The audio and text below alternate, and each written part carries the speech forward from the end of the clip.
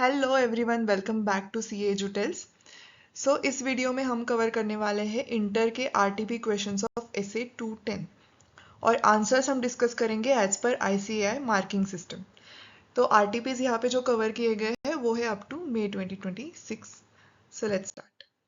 अब सितंबर 2025 में एक क्वेश्चन आ गया था विच इज, एक बार पढ़ते हैं। CA Rohit is conducting the audit of Test Limited a food production company for the last 2 years। ठीक है, तो मतलब रिकरिंग ऑडिट हो गया। Before commencing the audit for the year, he observed that the company has undergone a major shift in its product line by expanding into pharmaceuticals. Besides this, the company is now subject to new regulatory reporting requirements। ठीक है, इसमें shift आ गया है product line में और reporting requirements भी change हो गए। These developments were not present at the time of accepting the initial audit engagement. CA Rohit is of the view that there is no need to issue a new audit engagement letter. Now question है कि examine whether the viewpoint of CA Rohit is appropriate in accordance with the relevant standards on auditing। ठीक है, तो इसका answer क्या है? अब answer में आपको एक तो ऐसे मेंशन करना है क्योंकि रिलेवेंट ऐसे के हिसाब से आपको आंसर करना है। तो ऐसे है ऐसे 210 agreeing the terms of audit engagement. Recurring audit is an audit which is perform by the auditor over the years. ठीक है, तो पहले तो हमें पता चला था वो 2 years से कर रहा है ऑडिट, तो रिकरिंग ऑडिट है।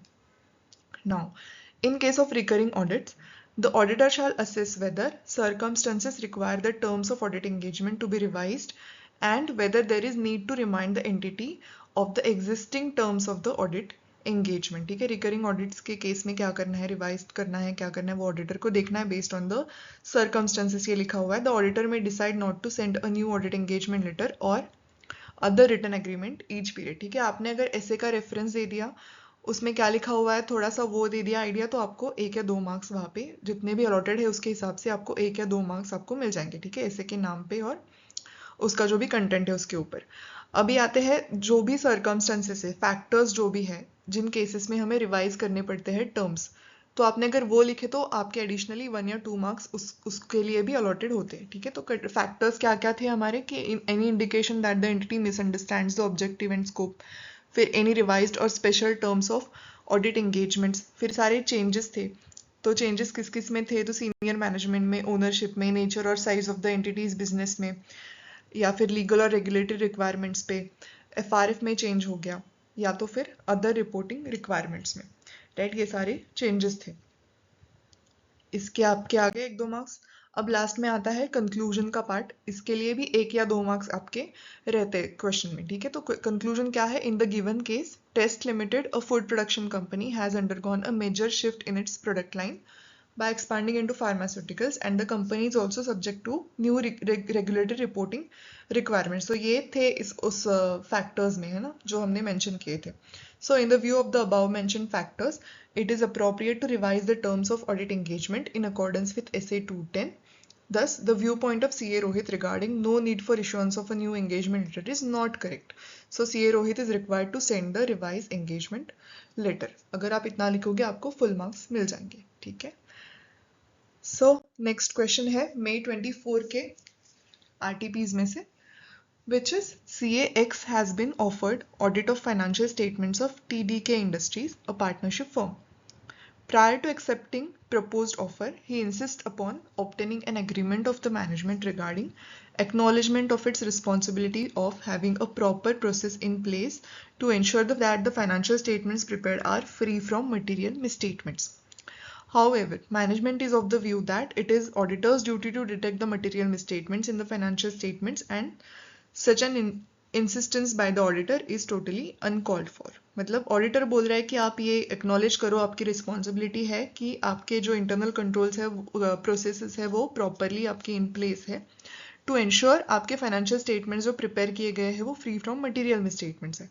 बट मैनेजमेंट क्या बोलता है यहाँ पे कि नहीं, ये तो ऑडिटर की ड्यूटी है, तुम्हें ढूंढने हैं जो भी मिसस्टेटमेंट्स है, मटेरियल मिसस्टेटमेंट्स है, तो ये ऐसे आप नहीं बोल सकते हमें। ठीक है, तो क्वेश्चन है whose view is proper, also discuss reasons for arriving at your conclusion and what should be likely proper course of action of for CAX in above situation। अब देखते हैं आंसर क्या है इसका। तो अगेन आपको ऐसे मेंशन करना है और उसके डिटेल्स लिखने हैं ना रिलेवेंट टू द क्वेश्चन। सो ऐसे 210 इसका नाम भी लिख सकते हो आप आगे, विच इज़ रिकमेंडेड, ऑप्शनल है but I would recommend that. So essay 210 deals with the auditor's responsibilities in agreeing the terms of audit engagement with management and where appropriate TCWG. So essay 210 किससे deal करता है ये यहाँ पे लिखा हुआ है इन्होंने, इंस्टेड ऑफ दैट आप नाम भी मेंशन कर सकते हो।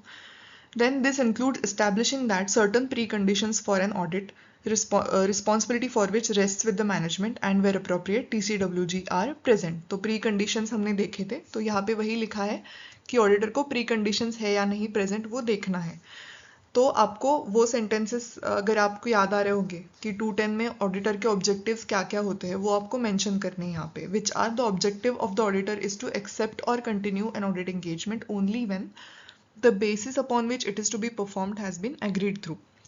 पहला है कि establishing whether the preconditions for an audit are present and confirming that there is a common understanding between the auditor and management and where appropriate TCWG of the terms of the audit engagement। ठीक है, तो पहले आपको देखना है basis है क्या, जिसमें आपको देखना है प्री कंडीशंस प्रेजेंट है क्या, right, and then common understanding है क्या टर्म्स के रिगार्डिंग ऑडिटर एंड मैनेजमेंट के बीच में। तो ये आपने अगर इतना लिख दिया आपको 1 या 2 मार्क्स यहाँ पे पक्का मिल जाएंगे।